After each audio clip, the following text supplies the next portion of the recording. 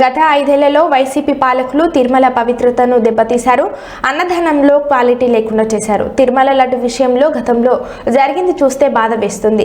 తిరుమల లడ్డును కూడా అపవిత్రం చేశారు. నెయ్యికి బదులు జంతువుల నూనె వాడారని తెలిసింది. విషయం తెలిసి ఆందోళన చెందా ఇప్పుడు మేము స్వచ్ఛమైన నెయ్యి వాడుతున్నాం. టీటీపీ పవిత్రతను కాపాడేందుకు కృషి చేస్తామని అన్నారు. కడాన తిరుమల లడ్డు కూడా నాసి రకం. నాకైతే ఆశ్చర్యం వేస్తుంది. ఎన్ని కంప్లైంట్ చేసినా కడాన వెంకటేశ్వర స్వామి పవిత్రతను దెబ్బతీశారు.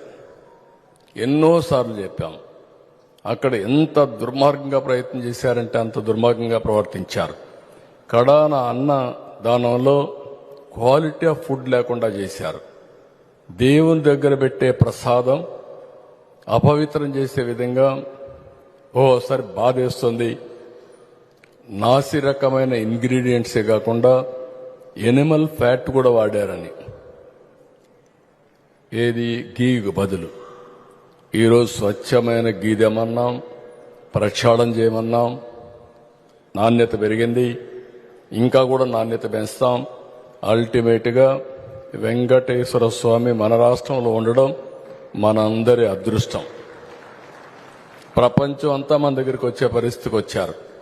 అలాంటప్పుడు వెంకటేశ్వర స్వామి పవిత్రతను కాపాడుకోవాల్సిన బాధ్యత మనందరిపైన ఉంది. ఇది కూడా చేస్తామని చెప్పి కూడా నేను మీకు తెలియజేస్తున్నా.